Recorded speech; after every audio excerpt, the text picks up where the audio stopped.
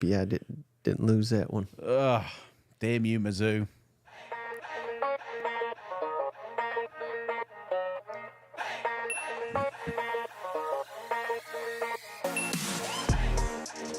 Welcome into another episode of that SEC podcast. I'm your host, Michael Bratton. I go by SEC Mike on the Twitters. And there's everybody's favorite milk chugging cousin over here, Cousin Shane, the Tennessee Homer. How's it going, brother? Well, no beer open today, Mike, because I need all the room I can for this half gallon of milk I'm about to consume. So we just got in a little debate before the show, and Mike said we should leave it up to the cousins.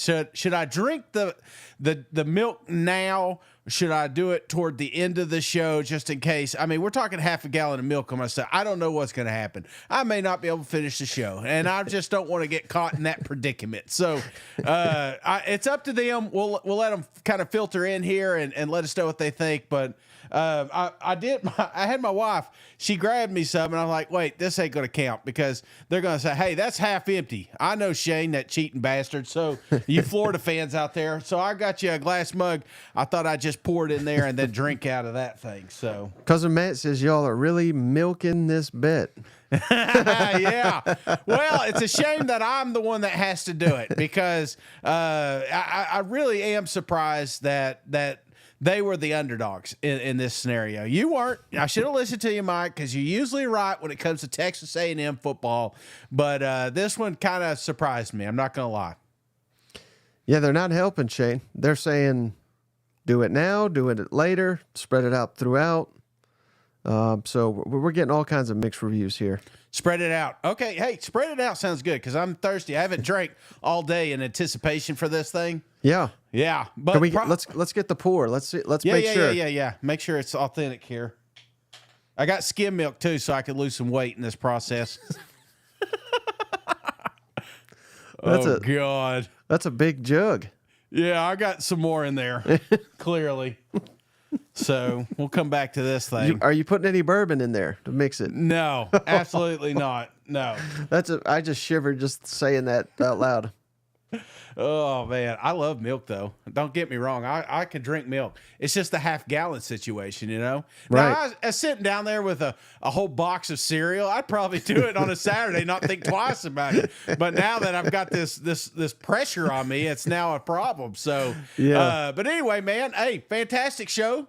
I saw you and Steve-O. That's I love checking in on them just so I can start getting my picks and get, like, if Steve's there, then I'm a little worried when we're in sync, you know. So right. he had some good stuff there, man. But I'm a little worried about my picks now. Right. So our picks will be tomorrow. So tune in for that. And as always, Shane, the milk is brought to you by MyBookie, the online sportsbook. Head on over to mybookie.ag today. Put in that promo code that. SEC, that's THAT-SEC. That'll double your initial deposit, just like Shane's drinking double the advised milk by any doctor in the world will tell you how much milk is safe. That's how much they're willing to double your deposit over at MyBookie with that promo code that SEC, THAT-SEC. And the more MyBookie signups we get, the more milk we can drink on our shows. You know what?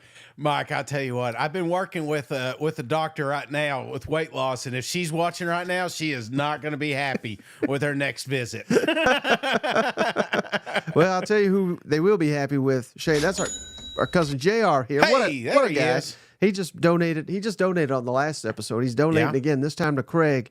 So welcome to the family, Cousin Craig. And don't forget, we're going to do the family reunion for all official members of the channel. We're going to do that tomorrow after our pick'ems.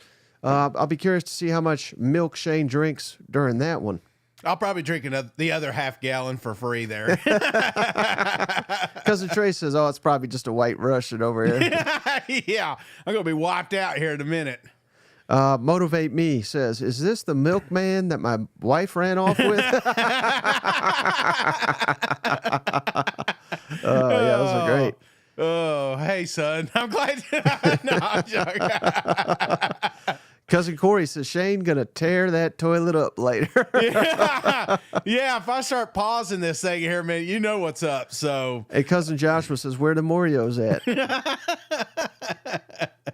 Hey, man, we like having fun on here. You know, we get caught up in the seriousness of college football because sometimes it can be serious, but this is one of my favorite shows, Mike, just because we get to, well, I say let our hair down, but you know what I mean. But just kind of let loose, have some fun, talk some college football, some food. I mean, this is probably one of my favorite shows during the season. Yeah. All right. So let's get into it, Shane. And again, if you got, if you want to kick us a donation and ask a question, we'll tackle it during the show as well. But otherwise, we're going to go with just the ones that we already got recorded here, Shane, on YouTube and Twitters.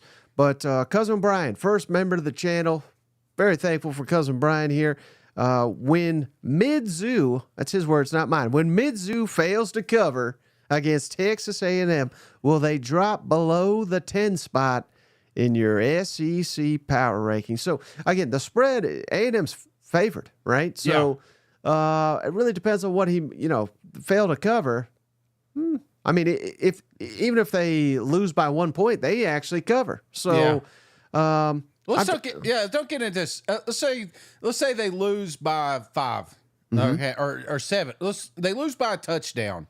Where would you're the power rankings guy, not me, but where would you have them here? I certainly would drop them right now. I got Missouri at 5. Yeah. But quite honestly, there's a huge separation, I think, in the top 4 right now and everybody else. But I don't know, man. I mean, it's hard to say without other games taking place. But so here's my 5 through 10. Missouri, South Carolina, LSU, Texas A&M, Kentucky, Ole Miss. I don't know. I still think I think Missouri could still play with most of these teams right now. If they get their doors blown off, then get back to me. They may drop out of the top 10. But if it's a close loss, I think they're probably staying. They're probably staying in the top 10. Do you think that's fair? That's fair. Well, let me flip it on you. If that happens, would Texas A&M make your top 5? I mean, they're already 8. Yeah, I know. There's some good teams ahead of them there. If they blew Missouri out, yeah. Well, I don't say. Let's say 2 touchdowns. Well, see, I don't know what happens with South Carolina, Ole Miss. You know, what I mean, there's too many variables here. Yeah, but they would. I think they would move up certainly. Okay. Yeah. They have a shot, is what you're saying. They have a shot. I mean, South Carolina and Ole Miss, they're playing each other, so one of them got to get out of here. So just like that milk's got a shot of being chugged here in a minute. Yeah. Blueberry says you're drinking that milk like it's water. Oh my God. Neva says, why are you babysitting? Oh my God. I thought you were pacing yourself. You've already downed a big Let's thing of just it. get it over with, I don't want it hanging over me here. Let's go ahead and finish this thing. All right, how about this one from Cousin Michael Riley? Shane, also a member of the channel. Members get to go first in the mailbag here. In light of Georgia, Alabama that we just watched last weekend, Shane, what a game. What a game. Top 10 game, maybe all-time SEC history, regular season anyway. What are some of the greatest games in SEC history? Ooh. And he says for him, 2019 LSU beating Alabama in Tuscaloosa. That's his favorite. Do you have any favorites that stand out to you? Favorite all-time SEC games? Well, see, I'm not good with years, so you may have to help me out here. But I would say, obviously, the Jawan Jennings. I mean, that one right there. That one did it because it was the lead up. You got to remember, it was like 15 seconds left in the game or something like that. You know, they just scored a touchdown. We were, I think, up 4 points or something like that. Georgia wins. I mean, I'm just thinking, damn, this thing's over. Everybody thought it was over. Everybody, the fans thought it over. I watched it. It popped up on my timeline the other day, and I saw Kirby even kind of smiling on the sideline. So I think everybody thought that was done until it wasn't. Dobbs putting that in there. Jawan Jennings touchdown. I mean, I can't tell you how elated I was. I watched that game just running through the house. Literally running. And I don't run, Mike, but I'll tell you, I was just, there's something. I was about to call bullshit on you running, but then I was thinking about the play. It's like the Holy Ghost hit me, and I was just running up and down the hall, and I could not believe that it happened, man. I was on cloud 9. My kids, my wife, they thought, something happened or something like that, but I'll never forget that moment. So I got to say that one. So mine's obviously going to be more homerism, but damn, that milk's got me. You probably don't want to hear that, but uh-oh. No, but the other one was the Will Hoyt redemption kick. And that's when, he went down. We were playing Florida early in the year. I mean, you had to beat Florida. If you're going to make it to a BCS, you had to win that game. And he missed an extra point to tie that thing up. We got an opportunity to kick a 51-yard field goal, or 50, something like that, and Will Hoyt put that through. That was another. Those are two of the even the stumble. You can't count Arkansas 98. I mean, so I keep going. There's a lot of great games, but you can obviously see there's a lot of Tennessee homerism in this one. Yeah, for me, kick six. That's number one all time. Yeah. I don't think that'll ever be beaten because I don't think people realize, because it's been so long, you kind of forget. Alabama, had they won that, they were going to win the national championship, and that would have been 3 in a row. I mean, there was a lot on the line for that football game, and it was more than the ending. I think there was a 99-yard pass in that game. I mean, there was just what a damn game that was. We're done, and that was 2 weeks before or 2 weeks after the prayer at Jordan Hare. That game was awesome too. That was great. I'm trying to think. Man, there's just so many. How do you narrow it down? The 7 overtime Texas A&M at LSU. Jeez, what was a game fantastic. I went to bed. You remember that one? Yeah. We were texting. I was like, this game's over. And then I woke up the next morning like, did I just miss the greatest football game ever? Yes, I did. Yeah, that was a great one. I'm trying to think. I mean, who was it? I guess it's bad. I don't even know. But I think it was Tennessee. Was it Tennessee and Arkansas or Tennessee and Ole Miss? That was like a 7 overtime game. Yeah. That was a hell of a game. Let's see,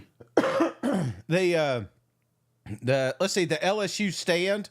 Well, I just saw this one. LSU that wasn't a good game. That was god awful. That was just stupid because there was 13 people on the field. Oh no, not that one. I'm talking about LSU Florida. The goal line stand there. I'm thinking of the shoe toss game. I mean, you could go around the league. I mean, we all got that game. South Carolina, Florida, getting that field goal block down there in the swamp. Spurrier's first year back. I mean, Mizzou, when Josie had that run right up the gut, that one was a damn. I remember being elated because I never thought in a million years Mizzou would come in here and be representing the SEC championship or the East, and then I watched that Josie run. I was like, holy shit, they're going to do it. So I guess some of those are the ones that stand out to me. But I mean, there's a lot of good games, brother. There's so many. Arkansas, it was the Hail Mary with was it wasn't Mustang, was it? I believe so. I'm trying to remember. I keep going. I think the milk's getting to you, Shane. It is. It's starting to sit in there. Get in there good. All right, how about this one from cousin Neil McGinnis? He's also a member of the channel, so we appreciate you, brother. We get your questions here at the top. Would like your take on this? If Auburn and Oklahoma were to play again, say 9 more times, how many times does Auburn win over Oklahoma? And they play 9 more times. Go Hogs. Oh, man. I think if Auburn and Oklahoma play again, give me Oklahoma 7 times, Auburn 3. He's never going to live that down, is he? No, he never will. No. How about cousin Lester? He's also a member of the channel. We appreciate you, brother. This is not a question. Oh, he had a question last week. So this is a throwback. If you missed it, Shane will remember. This is not a question, but Hawkins did not have to play Hawk Tua with Freeze. Boomer, he says. So that was pretty good, I thought. All right. How about this one from cousin Carl? He's in here all the time, too. Big Tennessee fan. Mike and Shane, which team has shown to be the most consistent on offense and defense at an elite level? And then he adds, not me, he adds, and why is it Tennessee? So which SEC team do you think has been more consistently elite, Shane? Well, fair or not, I think Texas has got to be in that conversation. And because most folks are saying Alabama, and Alabama, yes, but not the entire season. I felt like that they had a little bit of a rough start there, especially against USF there. So I would say Texas, Tennessee tied, and then I'd go Alabama, most complete right now. Yeah, I think Tennessee and Texas. I think that's fair. Stingray says milk drunk cousin Shane. Yeah. and shout out, so my buddy Dave Barr too. He's the one that taught me all this stuff with efficiencies and scoring, scoring efficiency and things of that nature. He put it out the other day, Shane. This was wild. And again, why I like scoring efficiency. Yeah. He's been charting this for years and years and years. If you're top 3 nationally in scoring offensive efficiency or scoring defensive efficiency, every national champion the last 24 years has fit into that category. Yeah. And he says there's only 2 teams in the country that are top 5 in both. Do you have any idea who they are? Tennessee. Correct. Texas. Nailed it, brother. So again, anybody not believing that these are 2 of the top teams, at least, again, after just 4 or 5 weeks. Yeah. But they are the most complete teams based, again, on 4 or 5 weeks. Things can change in a hurry, but Tennessee and Texas playing above anybody else right now. Them damn stats, them computer programs. At the end of the day, you got to play the football games, Mike. So, but and to his credit, all last year, yeah, he said Georgia's not winning the championship because they were not close to either one of those. And you know who he had pegged? Nope. Michigan. I'm just saying. So, nah, he's computers. I don't trust him at all. Cousin Austin Italia. What a name, Shane. He says, remind me, how do we get our hands on them sweet koozies? Very simple. Very simple. All you got to do, subscribe to this channel, which everybody here has already done that, and give us a 5-star written review on Apple and Spotify. Takes literally 10 seconds, costs you nothing, just helps. It really helps the show to get reviews and to get our numbers up. So subscribe to the channel, give us a 5-star written review on the Apple Podcast app and Spotify. On Spotify, you don't have to even write anything. You just got to give us 5 stars. Yeah. You email that to us at thatsecpodcast@gmail.com. Let us know who your team is, and we'll send you a koozie free of charge. There's no deal like that in the podcasting world outside of this one. You know what? Then you got to prove it by drinking half a gallon of milk to show that you truly love this show. You know one thing, Mike, and I appreciate everything you do to get these koozies out, but I'd love to see them.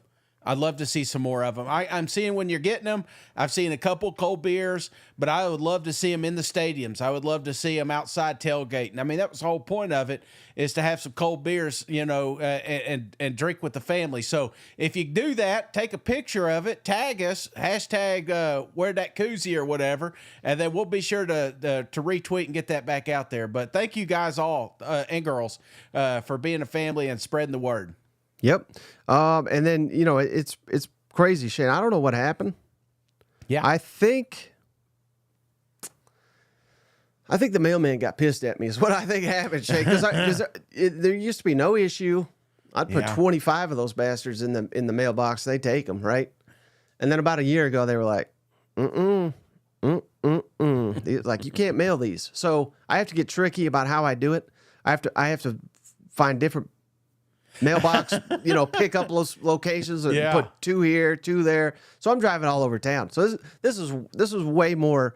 That's why, honestly, that's why I don't talk about it a whole lot, because I'm like, man, I don't want to have to send 50 of these this week, because I got to go all over Nashville, try to find mailbox locations, and then half the time they reject them anyway. Then I got to send it 5, 6, 7 times. So wonder why they're rejecting them. Is it like I think because they're like, this bastard sent 1,000 of these. Oh, yeah. They're just probably like, I don't know. I honestly don't know. But if I was a mailman, that's what I'd do.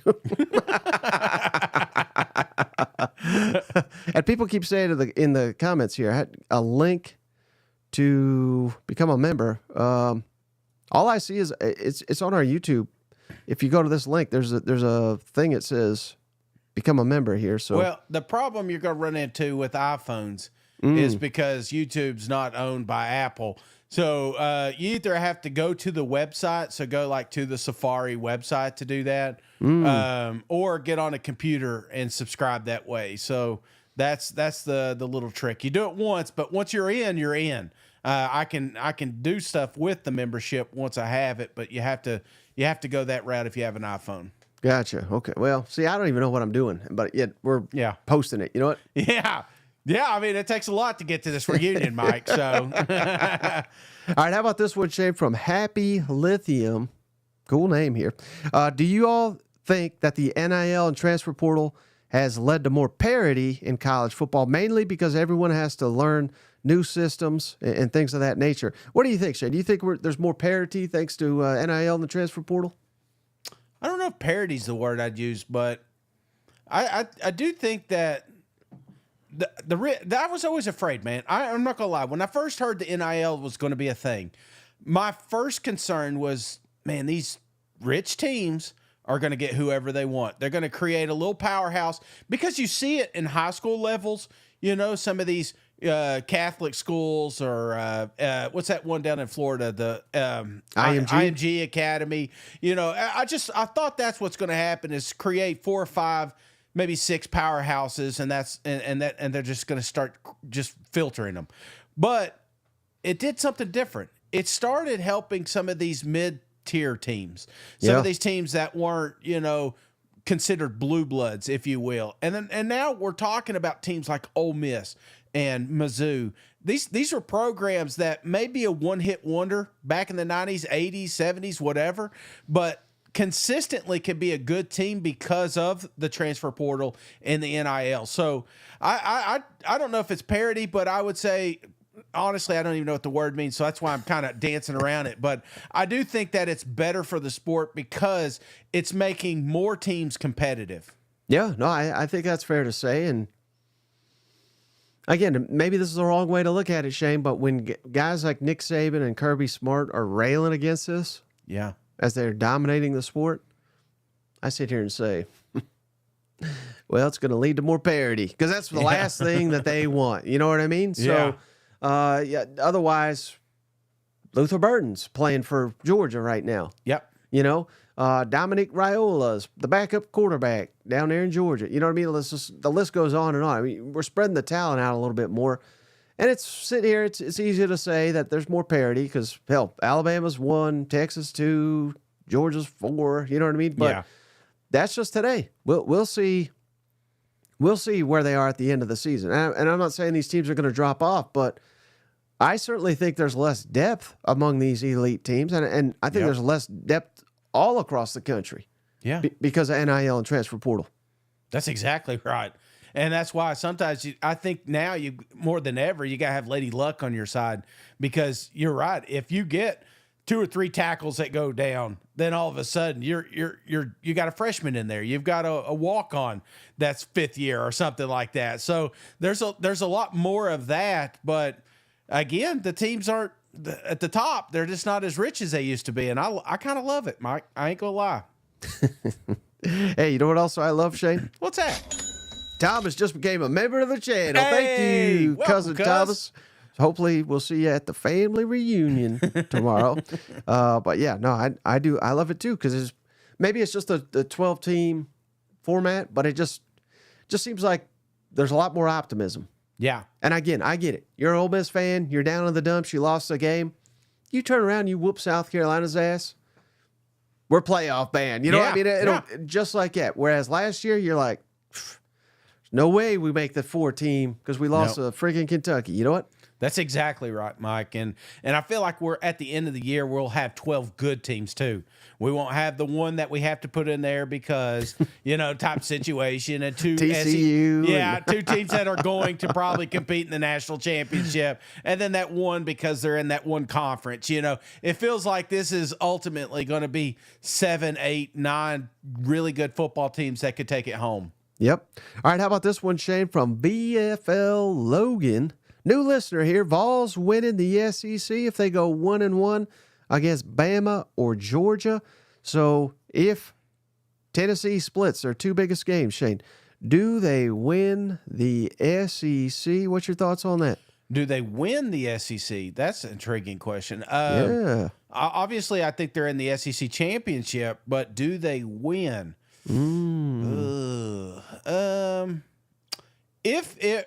If it is Georgia, then yes. If it's Alabama, no. How about that? So if they beat Alabama, you're saying No. If they beat Alabama at home, I'm saying no, because that means they'd be losing to Georgia away. And I just don't know if you can beat Alabama twice, or Georgia twice. And I don't know. I just feel like there's just something about the home game is going to be tremendous for Tennessee. If you do that, I think you got a really good shot there. Okay. How about from cousin Matt Beard here? He's in the comments. I saw him a minute. This is a great question. If we still had divisions, Shane, East and West, who would be playing in the SEC championship this year? Now, I guess that's hard to answer without knowing where Texas and Oklahoma would be. Yeah. So we got to put one in each, one in the other. I don't know how we do that, but in my mind, I already got it. I got Texas in the West, Oklahoma in the East. Okay, yeah, that's what I was going to say as well. So let's say that's the format where we got the East and the West. Who's winning the West? Who's winning the East in that scenario? Texas, West, and over Bama. Yeah. Oh, baby. Yeah, I'm sold on Texas Did you watch right now. Bama Saturday night? Yeah, I did. Yeah, I'm watching what they're doing with the backup quarterback right now, Mike. They ain't even got their stud in there. They got this no schmo Manning kid in there. But on the East, I would say right now, oh man, Tennessee right now. Yeah. Yeah, can I tone it down a little bit? He's bought it, isn't he, folks? I mean, Georgia's already got a loss in the SEC. Yeah, and I'm looking at Mizzou. If they keep playing like they're doing, they're bound to find one. So, I would go because now they would have to play each other. Georgia gets to host Tennessee, though. Yeah, that's true. I mean, there's still a chance, but I'm just going with what I see through 5 weeks, Mike. I'm not saying that it is going to happen. Clearly, these divisions don't even exist. We're talking about a fictitious division here. But right now, give me Tennessee and Texas. Give me Alabama. Give me Georgia. I think that'd be a the repeat. Yeah. If we still had East and West, I think that'd be the way. But here's the tricky part. We don't know where would the Alabama-Texas game. Yeah, they would have to play. Is it in Austin? Is it in Texas beat them last year in Tuscaloosa for what that's worth. But I still like Alabama right now. Well, and to be fair, and I'm not just being a homer here. It's the scheduling. Georgia's schedule is so much tougher than Texas and Tennessee. Mm-hmm. I think if you go on the other side, you look at Mizzou. They're the only ones that I could see have an opportunity to get in with their schedule. But again, we're talking about through 4 weeks. We've got an overtime game with Vanderbilt and a prayer with Boston College. So I'm not quite ready to put them in the mix. Mm-hmm. Hey, shout out cousin Tiffany. She just became a member of the channel. Hey, welcome. Hopefully see you at the family reunion over there. Yeah, keep these boys in line. But all right, Shane, how about this one from cousin Jesse Sewell here, big South Carolina fan. Yeah. When, not if, he says, when South Carolina crushes Ole Miss in humiliating fashion this Saturday, will it put Lane Kiffin directly on the hot seat, or will it take a few more losses? So what do you think, Shane? Will Kiffin be on the hot seat if he loses on Saturday? No, absolutely not. Nope. He will not. They'll be upset. There'll be a lot of pissed off fans, but there's no way. I would say to be on a hot seat, you'd have to let's see, 1, 2, 3, 4, 5. You'd have to lose 5 more 6 games to be on a hot seat. That's how. I mean, Lane Kiffin could probably lose the next 7 games and still not be on a hot seat. Ole Miss. This is a team that's not been to an SEC championship in 30-something years. You know what I'm saying? And now we're talking about 10-win seasons and all the publicity that university has received. Did you not hear them talking during that football game about their enrollment is up where a lot of these schools are down? I mean, people are wanting to be a part of this program. And I'm not saying Lane Kiffin is the guy that made it all happen, but damn, he's pretty strong in it. Maybe not fired, Shane, but will they send his ass to Gainesville? I think they might if they lost all these games here. Oh, this whole Florida thing. We're gonna do this all the way to the end, ain't we? And then I think Shane wrote this one. I probably did. Coach Jive Elko instead of Mike Elko. Do you have any good offensive coordinator recommendations? They hate him just like you do, Shane. They don't like Colin Klein. At least Jive Elko don't. But just a shame you couldn't keep the one you had. You know, Bobby Petrino. Could you imagine Bobby Petrino just let loose like last year? I think we'd be talking. I don't know. I'm not saying Jimbo would still be there because I'm glad he's removed, but I am curious if they let Bobby Petrino coach like he's coaching in Arkansas, what would have been the record last year, especially with all those weapons they had? Better than what it was, I'll tell you that. Yeah, I'm sure. Yeah. But OCs, who do you got? Who you got? This is kind of your wheelhouse. I like Colin Klein. I like who they got, Shane. I think they're lacking weapons right now. And it's just a work in progress. And Shane, they just won 4 games in a row with a backup quarterback. I mean, how could you not be impressed with that? Including steamrolling Florida in a game. I believe we both picked Florida to win. You picked them to lose to Arkansas. They didn't whoop Arkansas, but they beat them. Yeah. I'm impressed, Shane. I am not over the moon, but I'm impressed with what they've been able to come up with so far. I'm sorry, you were rambling there. I've got 78 grams of protein today out of this 78. Exactly. My mom would be proud. Yeah, cousin Rick's right. Colin Klein just beat Bobby. What are you talking about? All right. Yeah. Let's crown the kid. Yeah. I'm going to be patient. Again, they're a work in progress, and I'm not gonna.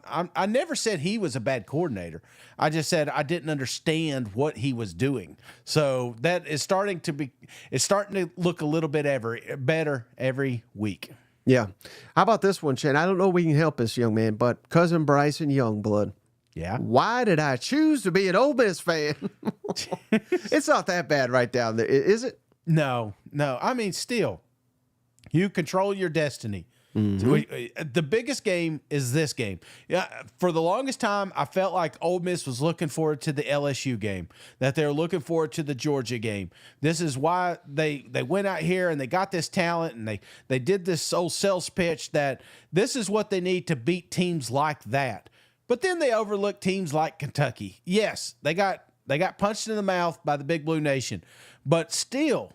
I maybe that's what you needed, dust off, get up there, show them why you're a top 5 football team. You still can make the college football playoffs. Who cares if you don't make an SEC championship? It really does not matter at the end of the day if you're holding a national championship trophy. Mm-hmm. Now, how about this one from, here's his name, Shane, an optimistic Auburn fan. I didn't know there were any left. Hughes Burner. All right. Every year, Ole Miss plays a schedule that's softer than baby shit.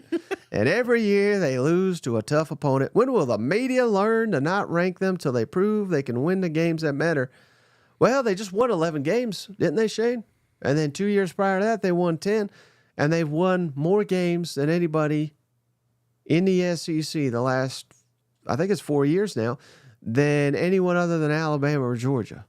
Yeah. So, I mean, I get it. You could certainly criticize, but if I were to tell you you have a better record than anybody than Georgia and Alabama who run the damn sport, I think you're doing pretty damn good.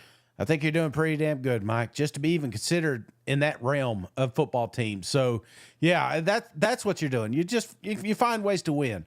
So, is it pretty? No. Are they going to write books about this offense or defense? No. But at the end of the day, if you got 10, 11, 12 wins, buddy, that's a championship team. Yep. All right, how about this one from Johnny B? He's a famous Feinbaum caller, Shane. Hey.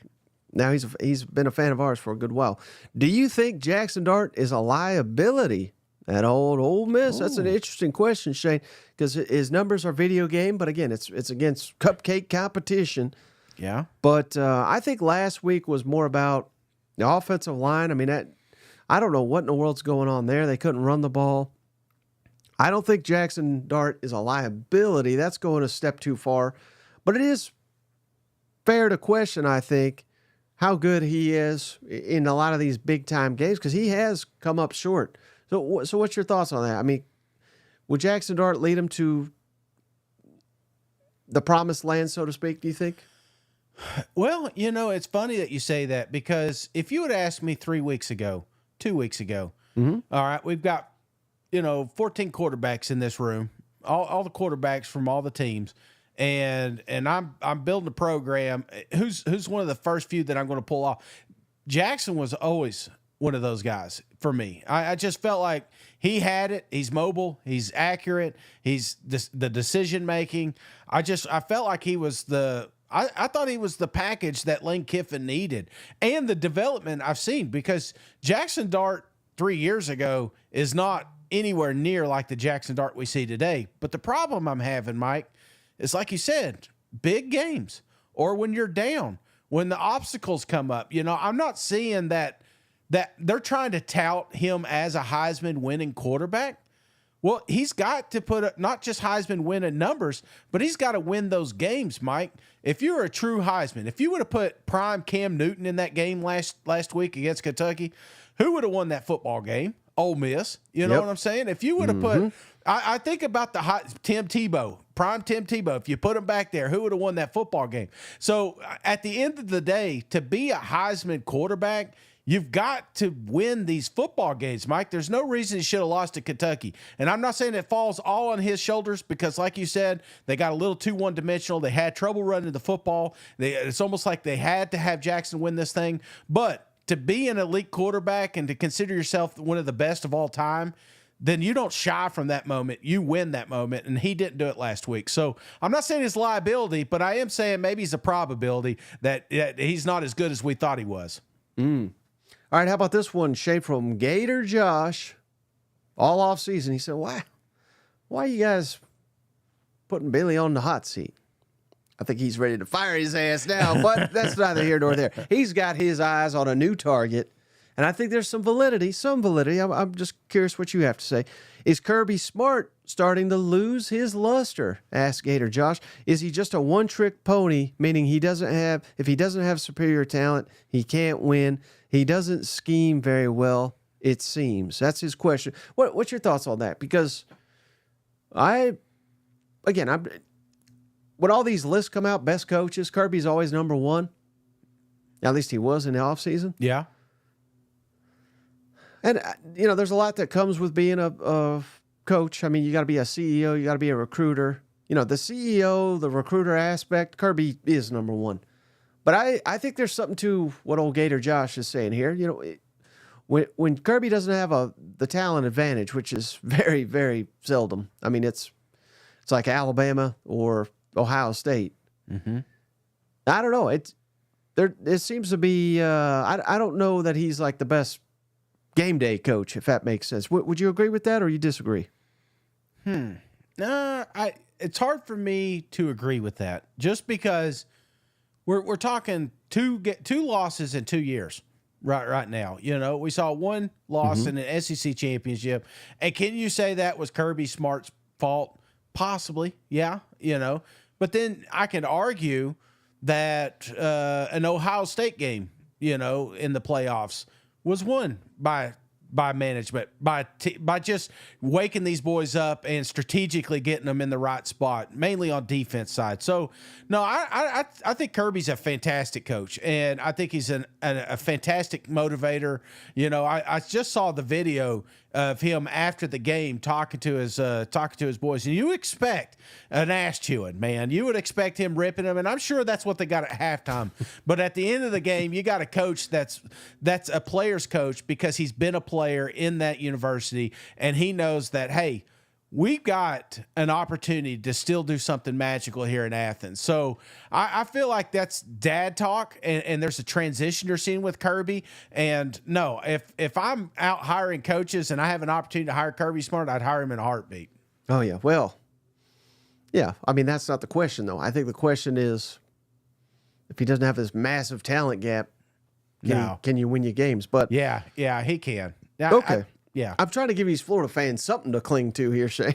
I mean, I'm still trying to find what has he done that has made you think otherwise. Because here's what I've seen. Just I don't know. Look at his record against Bama. He's getting his ass kicked. Look at this year. Look at this year alone.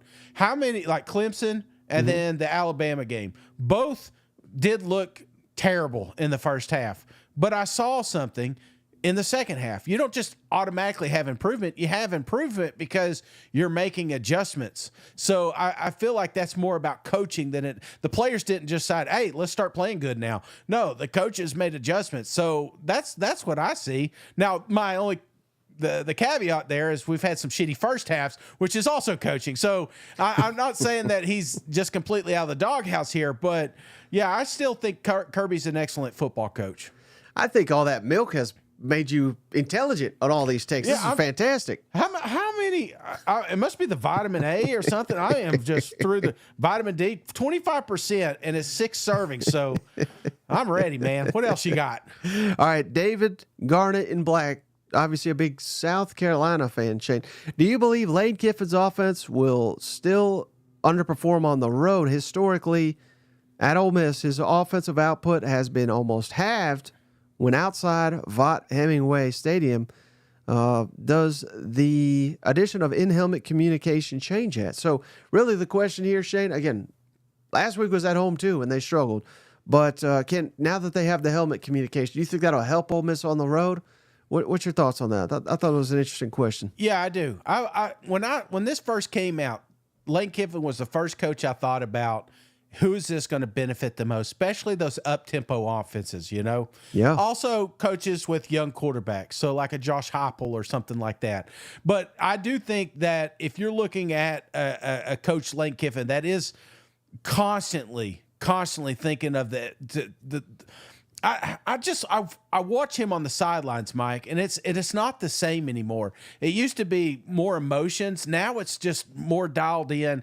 And I guarantee he's in that headpiece right now. Just he's seeing something and he's letting Jackson know ASAP. So when they get on the road, yeah, I think it's going to be very, very beneficial for Lane Kiffin. It's going to be a leg up for sure. Mm-hmm.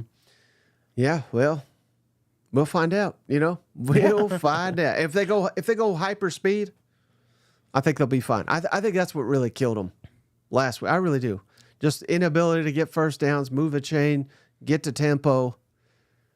And it's unfortunate, but it looks like Ole Miss, if they can't run tempo, they got nothing. Yeah. Which that to me is coaching.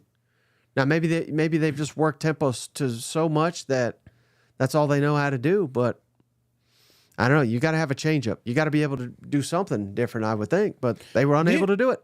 Do you think that this helps more? Like when I think about, so I just told you Lane Kiffin, Josh Heupel. So do you think it helps those style coaching, or do you think it helps like a Venables and a Kirby Smart talking to the defense? You know, which one is it better for us as far as adjustments? You know, I feel like you can always change a play. You know, they still got the red, yellow, green guys on the sideline. I thought we were getting rid of them, but they're still hanging out, you know. But the defense, on the other hand, you may be able to see something, you know, that maybe you saw in film study earlier or something like that and quickly react to. So, in your opinion, do you think the in-helmet speech, is it better for offensive mind coaches or defensive mind coaches? Yeah, that's tricky, Shane. I don't really know the answer to that, but I have heard something interesting that I never even thought of. Like, let's say Oklahoma's playing at home. Yeah. And they're on defense. The crowd's loud. They're fired up, right? Yeah. The defense can't hear it, is what I've been, you know, it's the reverse. You know what I mean? Like, if you're a defense, you'd rather be on the road to where it's kind of quiet. And now vice versa, if you're at home, in your offense, like a Heupel, you'd want to at home. I think it's an advantage. I think defense, it's advantage on the road. Like, never is thought that crazy? Of it. No, I do get it. That makes perfect sense. And I certainly think we saw that last week. Oklahoma, Venables, and their defense making adjustments late in that game. You know what? Yeah. There's no way I could have done it because I can't hear shit now. I said, just give it to somebody else, man. All right, how about this one, Shane, from Ma Durant? If Shane Beamer and the Gamecocks pull off the upset this weekend, beat Ole Miss, is he your dark horse SEC Coach of the Year at the midway point? Oh, man, great question. And you know why it's a great question, Mike? Because I don't think they should just hand out SEC coaches for winning the most games. I find that's it's like a Heisman for the winningest football team. Yeah. I think you do it to a coach that's maybe really improved a football team scenario. And absolutely, because the only argument I'd have right now is Coach Stoops, because he did beat Ole Miss. And if Kentucky does win out, not completely win out, they still got really tough games, but mainly Tennessee and Texas. But if they have, let's say, out of the 7, they win. If they win all the games they're favored in, which will be all of them but Tennessee and Texas, I would put them in the mix as well. The only thing I would change is if Shane Beamer did it, because if he does it, he also beat Kentucky. So yeah, both those coaches are the ones I'm kind of looking at now. I would say no, because his question is, he your dark horse candidate? If they win on Saturday, he is coach of the year. Oh, at halfway. Now he's saying at the halfway, but now again, things can change. But yeah, he would be the runaway winner if they've beaten Kentucky and Ole Miss, I think. Well, yeah. Again, we're talking about the halfway point. Yes, it would be Shane Beamer. Now, at the end of the season, it may change just because South Carolina does have Bama, Oklahoma, A&M, Mizzou, Clemson, and Kentucky has Texas and Tennessee. That's it. So I find that Kentucky kind of has an easier path to a successful season. Not saying that Shane Beamer can't have success. I mean, knocking off a powerhouse like Ole Miss is definitely the first step. And Shane Beamer should already have – I mean, this is a football team, Mike, that should be undefeated right now. And a lot of people they can't wrap their heads around that. This is a top 15 football team right now. So I don't think it's going to be as big as an upset if they pull it off Saturday. They're just going to, again, let the other fans know that South Carolina is legit. Right.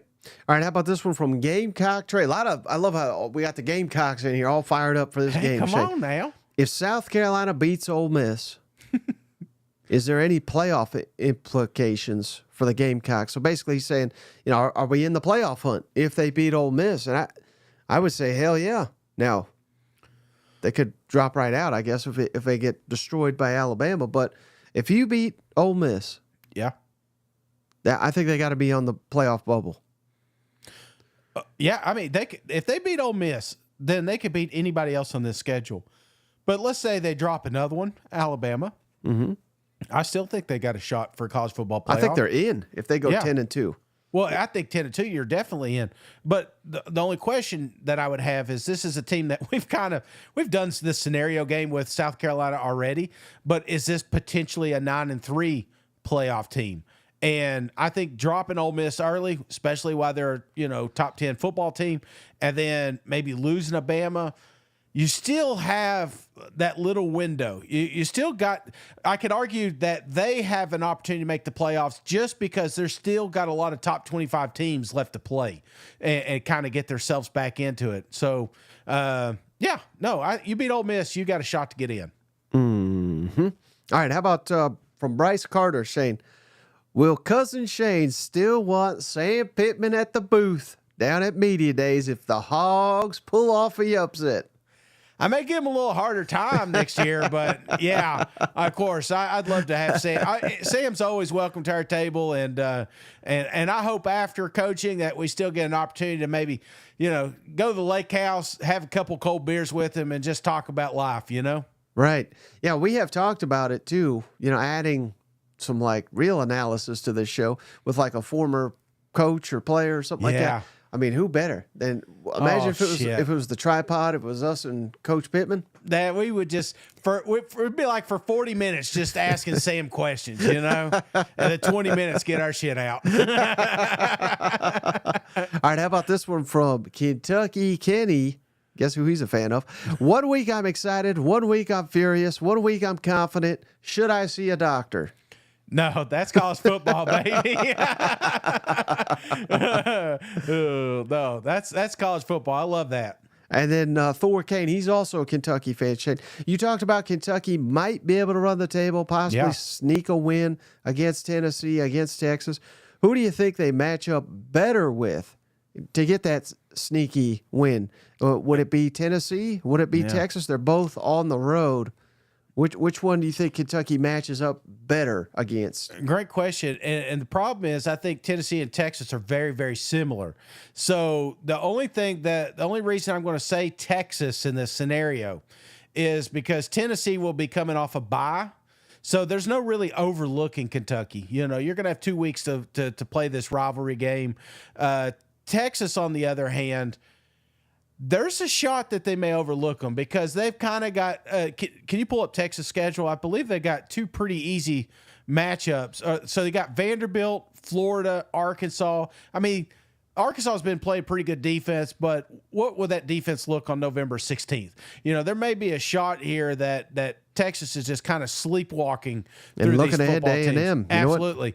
So I think your best shot for an upset would be against the Longhorns. You knew he was going to say that, folks. Yeah, absolutely. Someone said in the comments here, I'm trying to find it, Shane, who would drink more beers, Cousin Shane or Coach Pittman? That would probably be me, man. It's a challenge I'm ready to accept. All right, how about this one, Shane, from M. Mason, UK? Again, a lot of UK fans. If Kentucky ends up going 8-4 or 9-3, which would require beating, having a big upset or two, with wins over Ole Miss and Louisville, maybe Tennessee, would Mark Stoops get another job offer? And he's already penciled him into Florida State. Shay, we went from firing this guy to, God, are we going to do so well the coach could leave?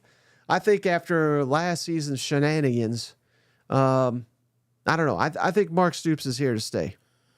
Yeah, and I really do think that this is his last school he coaches at. If it doesn't work in Kentucky, I'm still not saying that this isn't his final season. I mean, these older guys, they don't like this new football. They don't like this constant recruiting, NIL, transfer portals, all that stuff. It's not the same old. And I find that some of these older guys are like, say, hey, we had a good run. So don't be surprised if this isn't Coach's last year, but he's off to a hell of a start this season for sure. Hey, how about this? We just got a donation, Shane, from Mr. Bloodline. Hey, thanks, cuz. Over under Ole Miss fake injuries, 5. I mean, we're talking a half for the full game because it's got to be way over that. I do think that we'll see some, but I think it'll be under. I feel like Lane Kiffin got a text message from Mr. Sankey that night, Yep. All right, how about this one, Shane? From Luke the Wonder Dog. If Georgia wins out, Tennessee beats Bama and wins out except for Georgia. So 11-1 Georgia, 11-1 Tennessee, who lost to Georgia. Texas wins out except for Georgia. So 11-1 Texas. Alabama wins out except for Tennessee. So 11-1. They're all 11-1.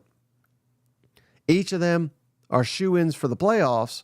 Yeah. But who plays for the SEC championship?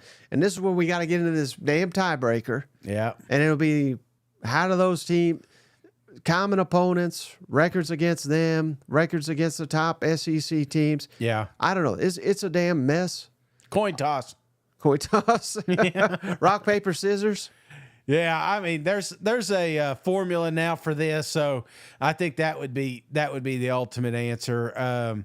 I personally would, if you got, I don't know, I really don't know. Let's say it plays out that way though. Just let me ask it this way: if they're all 11-1, yeah, who's the best of the group? Do you think? And again, in this scenario, Georgia lost at Alabama. Yeah. Tennessee lost at Georgia. Alabama lost at Tennessee. And then Texas lost at home to Georgia. Who would be, in your mind, the best team? Best 11-1 team? The ones that lost on the road. Those would be the top two teams. So that would be Tennessee and Georgia. Georgia. Yeah. Yeah. Because, again, if you lost at home, then, I would think that would be a bigger hit, if you will. So, well, Alabama lose on the road too then. So, man, we can't even split this up, you know? Man, who's on first, what's on second? My brain can't keep up with all these scenarios. All right, how about this one from what a name?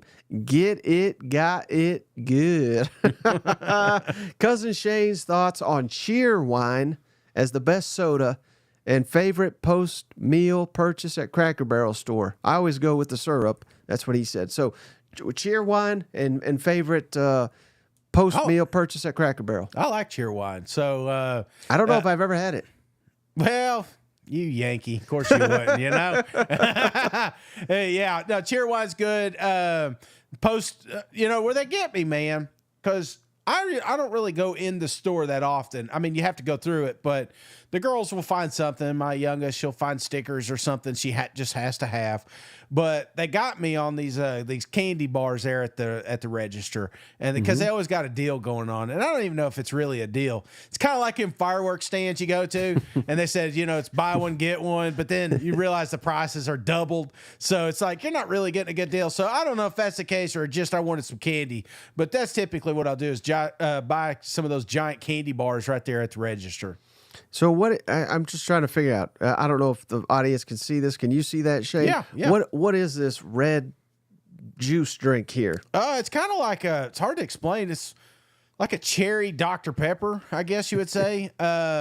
It's a distinct flavor, but it is kind of fancy. We never did it a lot growing up, If it wasn't Sam's Choice, we probably weren't drinking this stuff. But and where do I purchase this drink? Just anywhere over here in East Tennessee. Yeah, you can get it anywhere. I've not seen it. I don't go out searching for this one. One of the, another one that's up in this area is, what is the name? I know listeners will know this, especially if you're from up here. It's a green bottle. It's, what is it? It's like the original caffeine drink. Mountain Dew?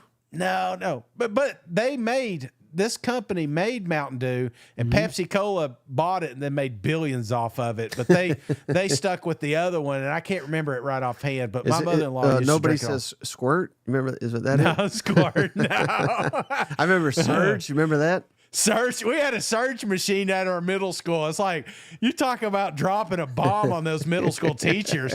We weren't even going to lunch. We were just hitting Surge cans out in the gymnasium. So now I can't remember the name of that one, but it's very popular in Johnson City area. Have you ever used this Cheerwine as a mixer? Oh yeah, that's all I've used it for. It's good. It's good with stuff, like a little vodka or something. You could definitely hide a lot of booze into that Cheerwine. So it's definitely a good chaser. How about they're saying Vault? I don't know what that is. Vault. Oh man, Pepsi Clear. Yeah. There's been some doozies growing up. I used to go down middle school. We used to walk down this little gas station below our school there, and we'd get like. What would get not Surge, but we'd load up on the those little icy things. I don't even know if they still do those, but you can like squirt all your stuff in there. And then we'd have them bone cigarettes, We'd fake smoke cigarettes out back like we were cool kids, So I remember all that stuff. Pepsi Clear, that was a big deal for a while, but they've come out with some pretty wild stuff back in the day, and I'm waiting for the moment where they come on the 3 a.m. ads. Have you ever drank Surge? You may be able to get it. Like, what I'm saying, like I was around some damn asbestos or something. All right, final one, Shane, from cousin Trey Tucker. He's always got the best questions. He's got a football question first before he gets to the food. Who would you consider a bigger failure if they both went 4-8? Bayou Billy Napier or Hoedown Hugh Freeze? Hugh Freeze. Hoedown Hugh Freeze. Billy, we already kind of painted the picture of a possible 4-win season. Hell, Vegas had him at 4.5. Right. Hugh Freeze, we did not see that. We thought we'd have. Well, I think they were 5.5, if I'm not mistaken. No, maybe their over-under was like 7.5. Damn, I'm trying to help them out here, Mike. Yeah. So Hugh Freeze, without a doubt. If that were to happen, 4 wins, that means you got 2 left. So is that Vandy and ULM? I guess. Oh God. We can't give him Vanderbilt either after Diego Pavia's there. You know what? Oh my gosh, man, you're gonna be first in line for this bashing, ain't you? I've been told you so. I told you so. And then Trey, so he's got a question for me, a drinking question. Yeah, getting a drink at the bar. What are you ordering in the whiskey bourbon family? He says his wife likes a smoky old fashions. Have you ever had the smoky drinks, Shane? I'm not a huge fan of the smoky drinks. Has that come down to your neck of the woods yet? I tried one.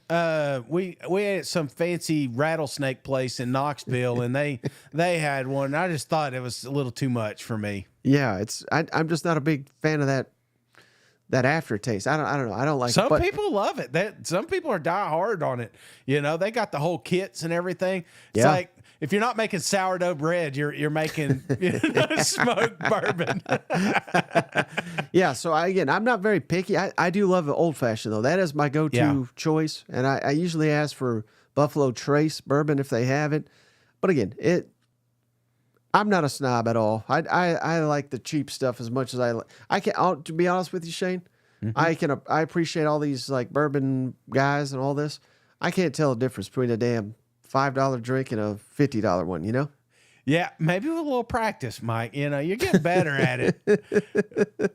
More upset power rankings. You'll have them bourbons figured out by the end. Yep. And then so this is the final one for you, Shane, from Cousin Trey. What's your perfect burger setup and perfect side to go with it? Wow, that's a great question because it's different everywhere I go. I mean, all right, I got you here. So we're cooking out, grilling out at Mom and Dad's. You know, burger. I'm very, very traditional. A burger and buns is fine with me, ketchup and mustard. But if I go out to eat, plain Jane, huh? No cheese, nothing? I'll throw a little Miracle Whip on there, you know, if I can. God. On your burger? Hell yeah. This is my burger, not yours. Well, it's not a Sunday, Shane. It's a piece of meat. No, I know. That's what are you talking about, Sunday? Huh? What do you mean Sunday? Is it, well, maybe I'm thinking of something else, but Miracle Whip, isn't that like... Oh, yeah, no, I'm shit. I'm sorry. I said, wait. That's like the... No, wait. It's, isn't that Miracle? You said you put Miracle Whip on your burger.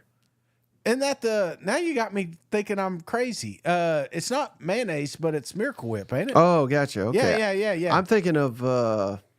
whipped cream? Yeah, that's what I was like. No. Good Lord. I mean, I'll try it, but but if I go to a restaurant and I'm ordering a burger, I like burger, Swiss cheese, barbecue sauce, and caramelized onions.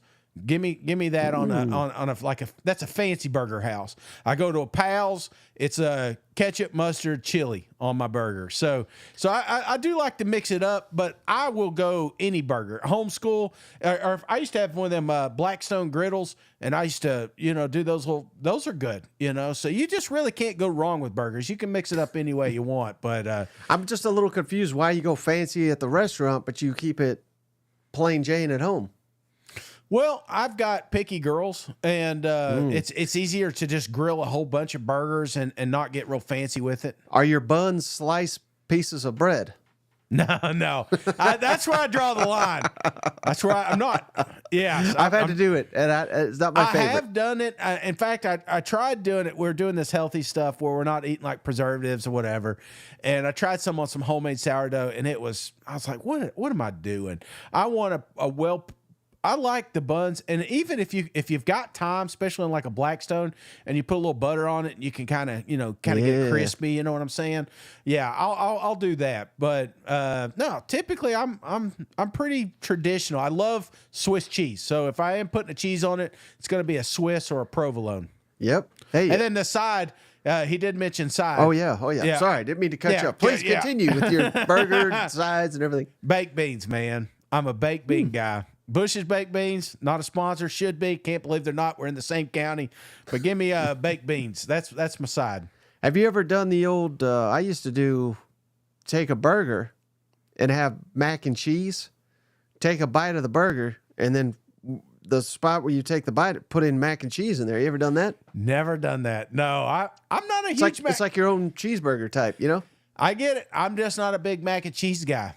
You would think. You say cousins, like if we had a vote today, that's pretty stunning. One of us just eating mac and cheese. No, I'm not a big fan unless it's one of those like mac cheese casseroles. It's got like crispy cheese and like some breadcrumbs on top of it. I get behind that, but I'm not a big cheesy mac guy. Okay. Cousin Rick, appreciate you, brother. He gave us a donation. Thanks. Great show. Thanks, cuz. Aggies by 2 scores this weekend. So again, you'll have to tune in Thursday night to see who we got in that game. Steven picked Missouri in that game, just so people know. Go check that out. Steven just gave his picks about an hour ago, or 2 hours ago, I guess now. But anything else, Shane, before we wrap it up here? And don't forget, tomorrow we also got the little family reunion. Yeah. Hopefully we can pull it off. Never done anything like it. Had 100 people on a Zoom call, but we're going to try. We're going to try. It may fail epically, but we will be there. So most reunions usually do, Mike. They usually end in bloodshed. So I'm looking forward to that, getting our picks in tomorrow. Feeling pretty good about my picks, Mike. I don't know if that's scary. Last week I was worried, and look what happened. I lost. But this week I'm feeling a little bit better. So take that for what it is, Mike. But without giving the picks away, yeah. Overall confidence in your picks on a scale 1 to 10, 1 being low, 8. 10 being high. You're an 8 already. On my lock, 8 on the lock. There's one in particular. I'm like a 2. I really have no idea. And there's another one that's like a 3 or 4. But the lock, I'm like 8.5. So it's pretty damning. So all right, well, tune in for that. Can't wait to see who Cousin Shane's wrong about this week. We got to get off to a better start on these locks, though. You know what? That's burning me up right now. Yeah, I really and your prize picks is at least saving me there. It's saving me some money, so you know. All right, brother. Well, I appreciate you. I appreciate each and every one of you for hanging out. We'll catch you on the next one. All right, see you guys. Go Vols.